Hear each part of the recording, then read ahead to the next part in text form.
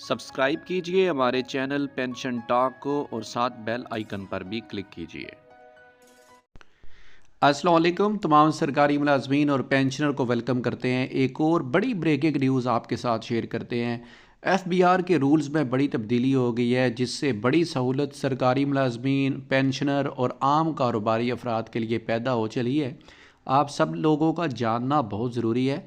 और यहाँ पर हम आपको ये भी बताएं कि FBR ने जो डेट है इनकम टैक्स रिटर्न जमा करवाने की, वो 31 अक्टूबर तक एक्सटेंड कर दी है। तो इस सहूलत से फ़ायदा उठाएं, बाद में आपको परेशानी का सामना करना पड़ सकता है। और हुकूमत ने इस दफ़ा जो लोग रिटर्न्स फाइल नहीं करेंगे, पेंशनर और सरकारी मुलाजमीन, उनके लिए बहुत पाबंदियाँ आयद करने की प्रपोज़ल यहाँ पर तैयार हो चुकी है, जिसका नफाज जो है वो 1 नवंबर से होगा।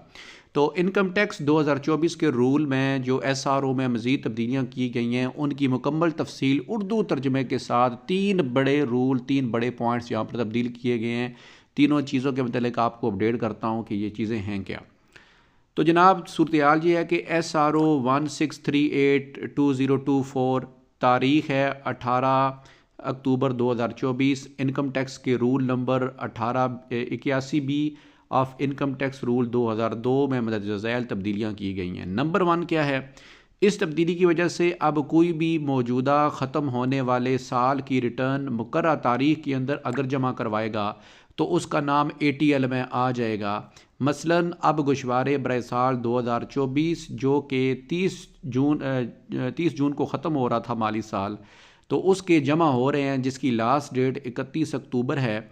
तो जो लोग इस डेट के अंदर अपने रिटर्न्स फाइल कर देंगे, उनके नाम फौरी तौर पर ATL के अंदर आ जाएंगे।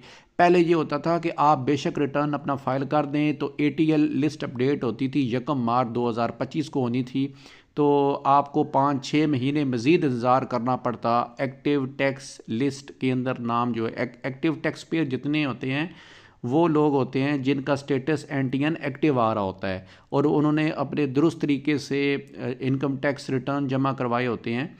तो उन लोगों की ये लिस्ट 1 मार्च को अपडेट होनी थी, लेकिन अब मज़ीद सहूलत पैदा कर दी गई है कि आप जैसे ही रिटर्न जमा करवाएंगे तो आपका जो है वो ATL के अंदर नाम जो है वो डाल दिया जाएगा। तो ये एक बड़ी सहूलत है जो इससे पहले दस्तयाब नहीं थी। इससे पहले रिटर्न जमा करवाने के बाद फौरी जो है वो अपना नाम ATL लिस्ट में लाने के लिए 1000 रुपये का चालान जमा करवाना पड़ता था। तो अब आप इस सहूलत से जो कि अब पैदा कर दी गई है, इससे फ़ायदा उठा सकते हैं।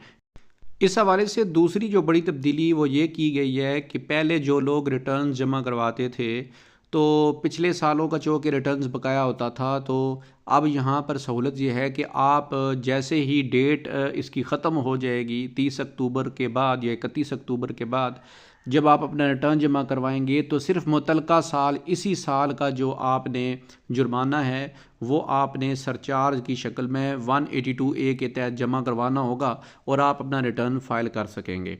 तो तीसरी बड़ी तब्दीली यहाँ पर ATL लिस्ट के हवाले से की गई है कि पहले जो ATL की लिस्ट होती थी, एक्टिव टैक्स पेयर लिस्ट, वो हर इतवार को एक्टिव होती थी, अपडेट होती थी, लेकिन अब डेली हुआ करेगी। तो मतलब ये है कि ये FBR की तरफ से कुछ मज़ीद सहूलियात पैदा की गई हैं। जो रिटर्न जमा करवाएंगे पेंशनर और सरकारी मुलाजमीन, तमाम सरकारी मुलाजमीन और पेंशनर से ज़रूर दरख्वास्त है जी कि वो अपना रिटर्न जमा करवाएं और ये जो नई सहूलियात पैदा की गई हैं FBR की तरफ से, उनसे फ़ायदा उठाएं। अपना रिटर्न जमा करवाने के हवाले से अगर आपको किसी भी किस्म की परेशानी का सामना करना पड़ रहा है तो आप मेरे WhatsApp नंबर पर 0309044123 पर रब्ता करके रहनुमाई हासिल कर सकते हैं। तो इंशाल्लाह आपको मुकम्मल गाइड भी किया जाएगा और आपकी जो है वो मुकम्मल मावनत भी की जाएगी। अल्लाह हाफ़िज़।